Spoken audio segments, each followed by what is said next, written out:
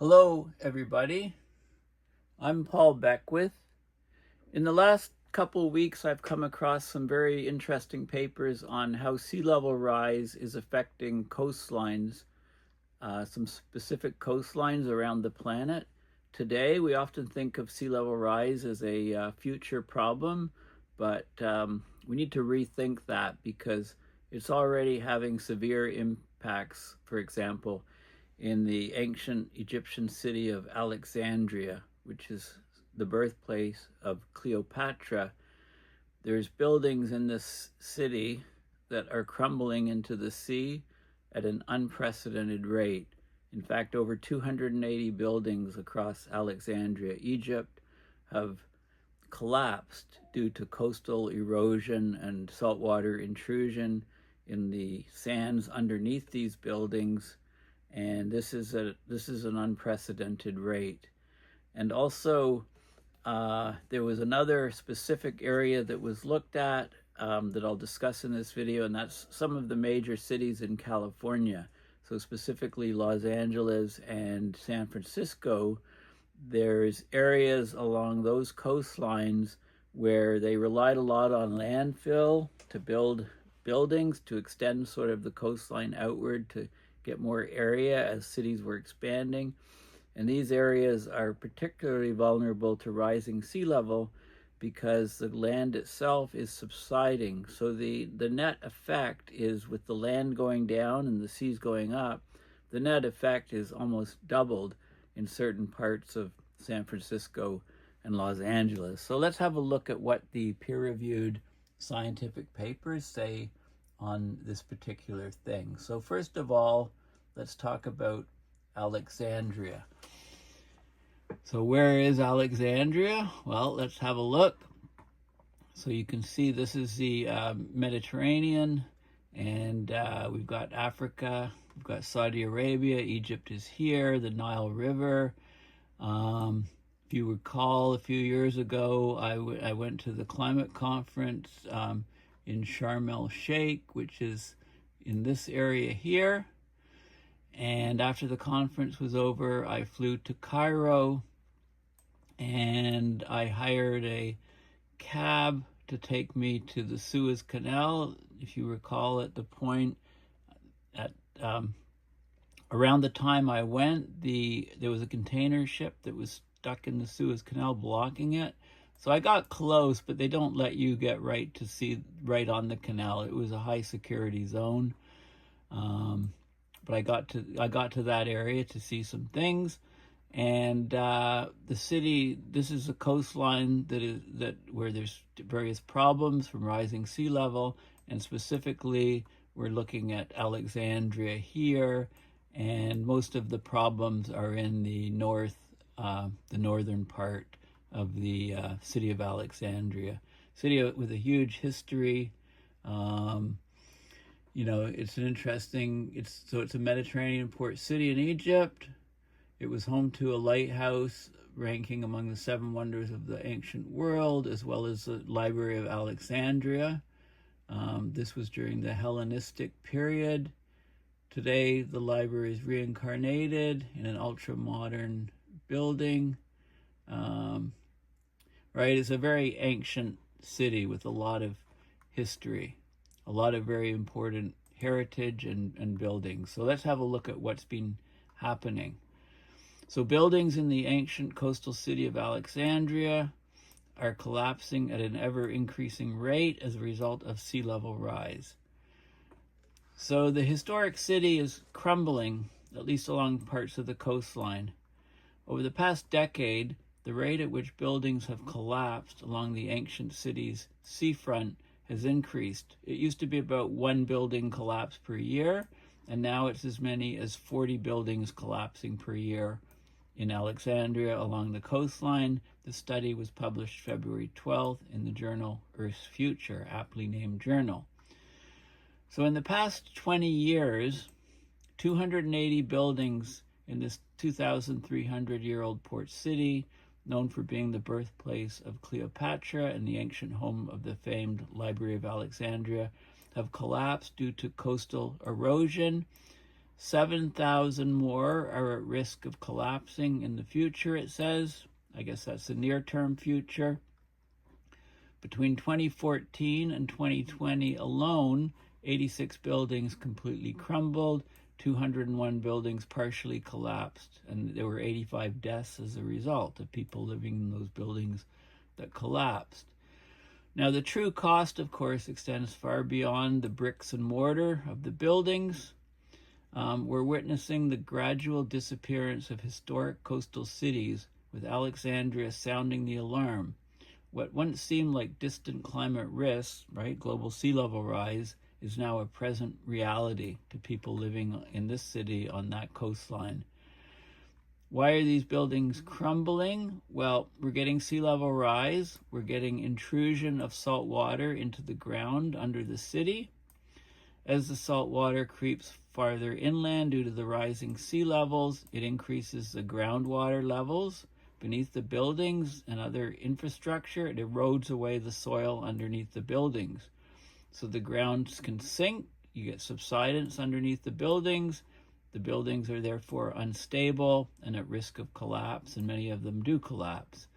Also, the salt water underneath the buildings, it corrodes the steel reinforcements of the building foundations, the building piles themselves, and it further weakens the whole structure. So you can see the high rises in here. This is, so Alexandria is the port city, sits on the coast of the Mediterranean, so it's vulnerable to seawater intrusion underneath, and it's sand. You know, we build a city on sand, you know what the saying says.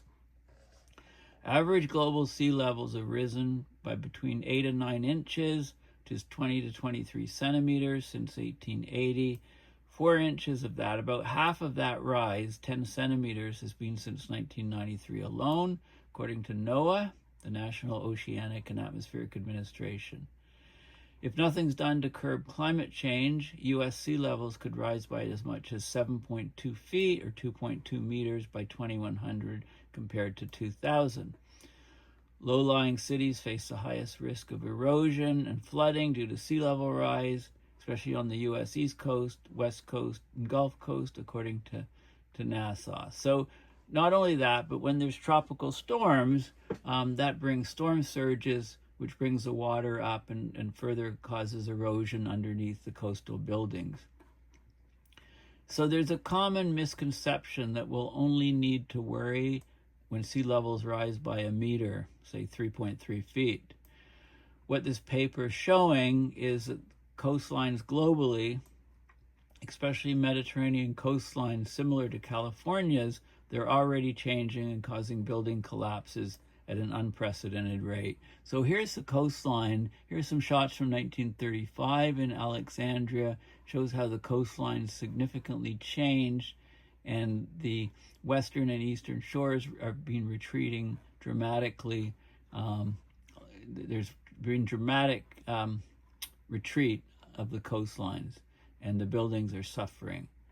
So in this study, the researchers mapped the buildings that collapsed around Alexandria between 2001 and 2021.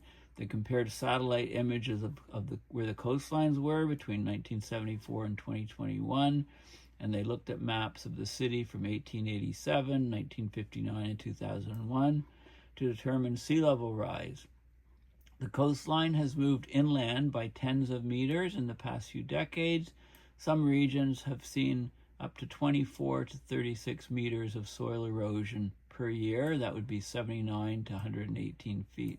Those are the flatter regions. The researchers also looked at chemical isotopes in the soils to determine the degree of soil erosion, the amount of salt intrusion, etc. And this analysis has revealed that the buildings are collapsing from the bottom up.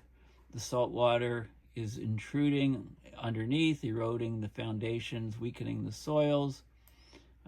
So it isn't the buildings themselves, it's the ground underneath them that's being affected, being weakened. Here's one of the ancient buildings on the coastline. How do they prepare for this? They could build sand dunes, barriers, elevate buildings, relocate people. Alexandria has a huge history. It represents the cradle of cultural exchange, innovation, and history for humans. It's crucial to safeguard our shared human heritage. As climate change accelerates sea level rise and coastal erosion, protecting them isn't just about saving buildings, it's about preserving who we are, preserving our history. Okay, so this is a really good article, and I showed you where Alexandria is, okay, on the map up here, relative to Cairo in Egypt. And this is the paper that was just published, open access, peer-reviewed paper. It's, AGU Publications, American Geophysical Union Publications, published February 2025. Soaring, building collapses in Southern Mediterranean coast, hydroclimate drivers, and adaptive landscape mitigations. So basically, we're talking about a low-lying, arid, generally dry coastal region of the Southern Mediterranean Basin.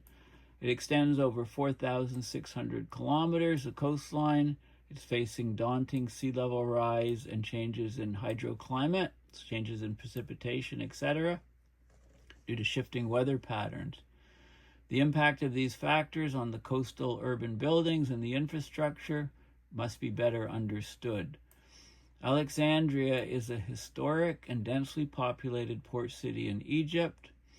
It's representative of several coastal towns in the southern Mediterranean, and it's seen over 280 building collapses along its shorelines in the past 2 decades.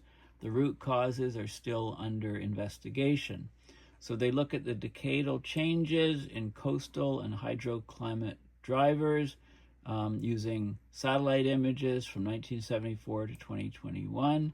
They look at the connections between shoreline retreat, ground subsidence, building collapses. The collapses are correlated with severe coastal erosion driven by sediment imbalances resulting from decades of inefficient landscape management and urban expansion along the city's waterfront. This erosion, combined with sea level rise, increases seawater intrusion into the soils. It raises the groundwater levels in the aquifers underneath the ground. That degrades the ground stability. It accelerates corrosion in the building foundations, like rusts out these steel pilings holding the buildings up, so we ultimately get collapses. They've identified 7,000 buildings at risk. That surpasses any other vulnerable zone in the Mediterranean Basin. Okay, so building collapses have increased tenfold over the last 20 years. 7,000 buildings threatened. Collapses correlate with areas undergoing chronic and severe shoreline erosion and sea level rise, accelerating seawater intrusion into the coastal aquifers, the underground stores of water. Seawater intrusion uplifts the coastal groundwater levels.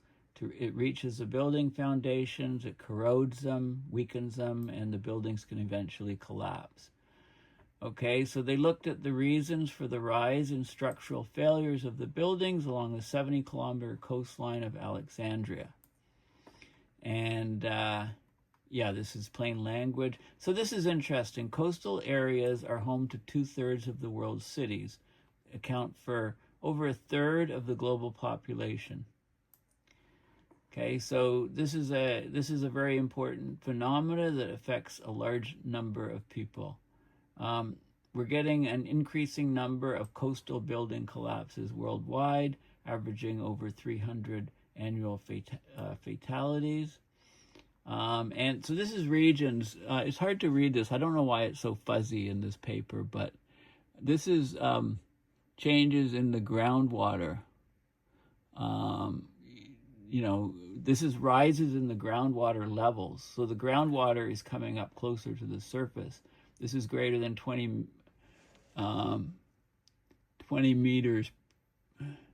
I can't read this. Is it millimeters per year?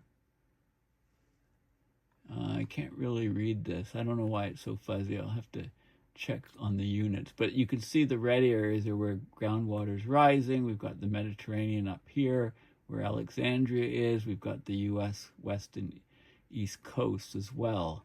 Okay, so lots of coastlines where the groundwater levels are rising, and that can undercut buildings. These are some images of different building collapses in various places along shorelines, in various places. Okay. Okay, so Alexandria, we can have a look at Alexandria here. Here's a map of the city, the Mediterranean. It's right down here. I showed you on Google Earth, and you can see these different districts of Alexandria, and so 10% of the collapses have occurred here. This is the biggest area for collapses. 33% of those buildings that have collapsed are in this zone.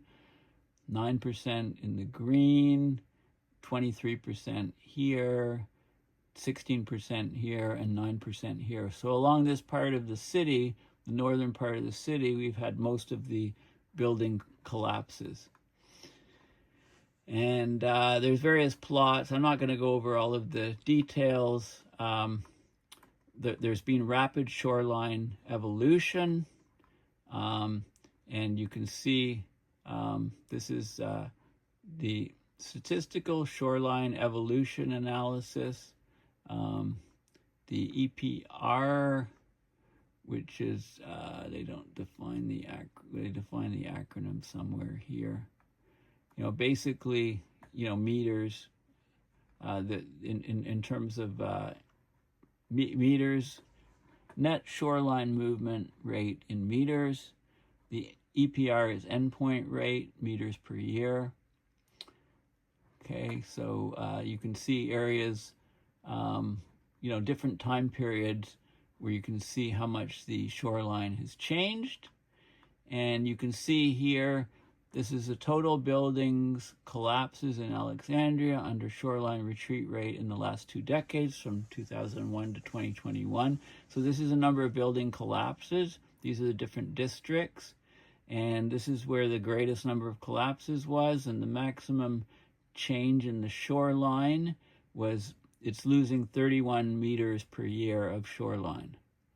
Okay, you can see, so some areas are having lots of shoreline retreat, other areas are having much less, but we're still getting lots of building collapses. It depends on the flatness of the region and the properties of the soil, et cetera, et cetera.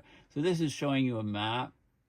We've got Alexandria, and this is the shoreline in 1887 from the satellite images and photos. We didn't have satellites then, but from the photos, air photos, et cetera. This is the shoreline in 2021, the red. You can see how it's recessed here, but there's been parts that have been added. And you can see there's some images of different buildings and so on over time.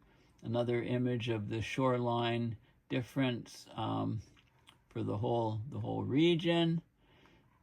Okay, this is the key thing. This is a number of building collapses in the last 2 decades, binned into I guess 2-3 year periods. And you can see how the trend is going upwards. This is all the different districts, the different colors. Look at this here. Okay, this gray area. Well, this I guess this is a total collapses is this gray one, and then this is how it's divided into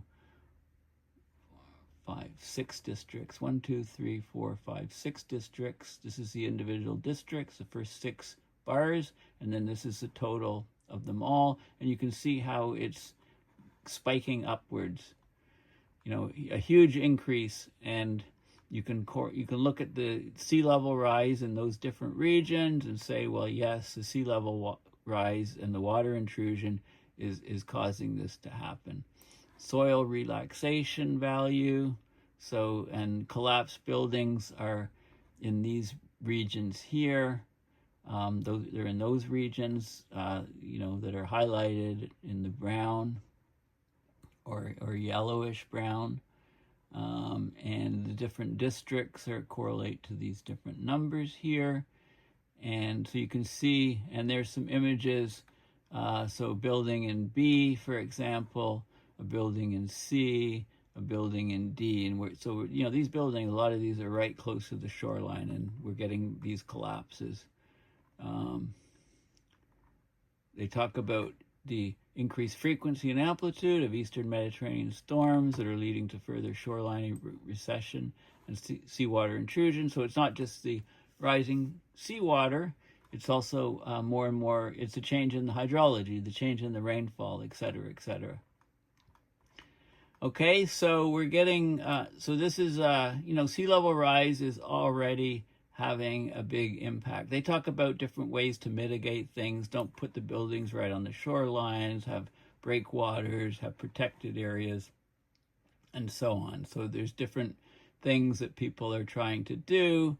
Okay, so that's all detailed in this paper. Now let's go to California. Okay, so this article was published just prior to the Mediterranean one. Parts of San Francisco and Los Angeles are sinking into the sea. There's land subsidence, so sea level rise on top of land subsidence is even worse. In fact, the subsidence is as great as the sea level rise effect in parts of California. So this is a study by NASA and NOAA. California is sinking in some areas, which means the projected sea level rise for parts of LA and San Francisco has doubled. Okay, because the effect of the subsidence is just the same as the effect of sea level rise. So sea levels could rise more than twice as much as previously predicted for parts of California's coastline around LA and San Francisco. So they used satellite radar, they studied ground elevation in sinking hotspots like San Rafael and Foster City in the San Francisco Bay Area. The ground's dropping more than 0.4 inches per year. That's 10 millimeters per year. So that sinking means that the local sea level rise would be more than 17 inches or 45 centimeters in the next 25 years, which would more than double a previous regional estimate of 7.4 inches, 19 centimeters. So we thought the sea level rise locally would be 7.4 inches.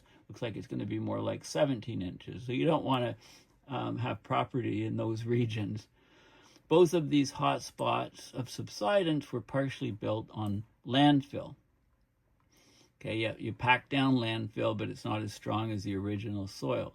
Near LA, reclaimed areas like Newport Beach are sinking at a rate that's likely to add up to 6 inches or 15 centimeters to the 6.7 inches or 17 centimeters of sea level rise predicted for 2050. So by 2050, instead of the local seas in that region rising 6.7 inches, it'll be 12.7 inches. And there's a paper that was published January 29th of this year in the journal Science Advances that shows that, and I'll show you that paper because it's interesting. I'll just point out what it's showing. So we're talking about vertical land motion being driven by a number of different factors like tectonics, human factors like the pumping of groundwater, okay, things like that. And of course, globally, sea level is rising, so it's a combination of these factors. So the authors of this new study wanted to understand how vertical land motion factored into the process, and it turned out it's a huge effect. In some places, it's as large as the sea level rise itself. The sinking was most aggressive in central California. They didn't look at just the coastline, they looked at all of California. In central California, there's aggressive groundwater pumping out the groundwater out of the ground. Well, the ground subsides. It lowers in the Central Valley by as much as 8 inches or 20 centimeters every year. But other areas are actually rising on the outskirts, like Santa Barbara is rising because groundwater there has been replenishing since 2018. During wet years, they let more water go in, so the groundwater stocks are recovering, so the land rises up. So this is a big factor that people don't think about. So let's have a look at that paper. Variable vertical land motion and its impacts on sea level rise projections. So coastal vertical land motion, or VLM, that includes so there can be uplift and subsidence. that greatly alters the relative sea level projections and flood mitigation plans. So the IPCC AR6, 6th Assessment Report, often underestimates the vertical land motion by relying on regional linear estimates. So they use high-resolution satellite data from 2015 to 2023 to get the vertical land motion per year for California and look at the contributions to sea level rise. So there's parts where the sea level rise will be greatly increased, up to even 0.4 meters in 2050 projections. So that's, recent, projections only a few decades out can be 0.4 meters or, over a foot. Okay, so let's have a look at the data. Okay, so this is a map of California, and it shows the vertical land motion.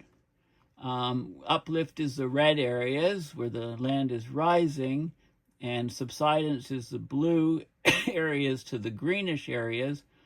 And this is millimeters per year. So you can see, the Central Valley here, this area is all sinking. It's getting lower and lower. And the rate at which it's lowering is greatest in this area, this greenish area here and here. So this is fascinating data. If you go to the coastlines, there's different tide gauges, etc., and you can see that some areas are sinking and other areas are rising, and you can see the amounts. So this is another view here. Where you have different areas that are, some areas sinking, some areas rising. And this is an interesting plot here. This is vertical land motion in millimeters per year. And you can see areas like, look at Long Beach. There's huge uplift here. In fact, the uplift is going to counter sea level rise, so it doesn't look like there's any net sea level rise in, say, Long Beach. Santa Barbara does quite well, and there's other areas that do well. But then on the other end, there's other areas where it looks like the vertical land motion is really sinking rapidly, like here and San Francisco Bay, Salinas Lagoon, right? There's areas here, Big Sur, it'll look like sea level rise is very rapid in these places because of the vertical land motion. Right? It's not stable. Okay, and so you can see different effects in California. And if you go to, so this is one of the key plots here. So what we've got is, this is what relative sea level rise. So this accounts for global sea level rise, right? More water in the oceans. But it also accounts for this vertical land motion, the uplift or subsidence of the coastline. Okay, so it looks like the sea level rise relative sea level rise is extremely small in Crescent City, for example, right? Because, we're getting, and this is 4 different methods. GPS imaging, this is different satellite interferometry, an altimeter study, the IPCC, vertical land motion info. And you can see, so the areas up here are the areas that are rising. Those coastlines are where you want to be, right, if you're worried about sea level. And then these are the areas like Humboldt Bay is sinking. Looks like sea level rise is taking off. La Jolla is pretty high. San Diego, right? So the relative sea level rise, it varies significantly depending on which part of the coastline you're on because of this vertical land motion effect. And here's some areas. This is San Francisco, different places. You can see the vertical land motion plots, and LA.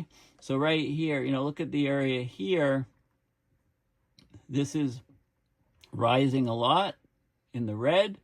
Vertical land motion positive, rising, and the blue areas are where it's sinking. So it's sinking down in these other areas. So you can see, depending on which part of the coastline you're at, it can seem like there's no sea level rise or there's huge sea level rise, because it's really the combination of these two effects that's key and important. Okay, so it's a very interesting, very detailed paper that's just come out. So if you live in California, especially if you live near one of the coastlines, this is a very important study to look at. And I thought it was also interesting that most of the subsidence is in the Central Valley, where it's huge in these regions. And this is when, after a bunch of atmospheric rivers hit in the late 1800s, this whole area became an in-water lake, which stuck around for several years. So it's kind of interesting. So if that happens again, if we get atmospheric rivers pumping all this water in, this lake will be deeper than it was, in the late 1800s because of the subsidence. And these are numbers, subsidence per year. So this is happening over time. It's deepening significantly. You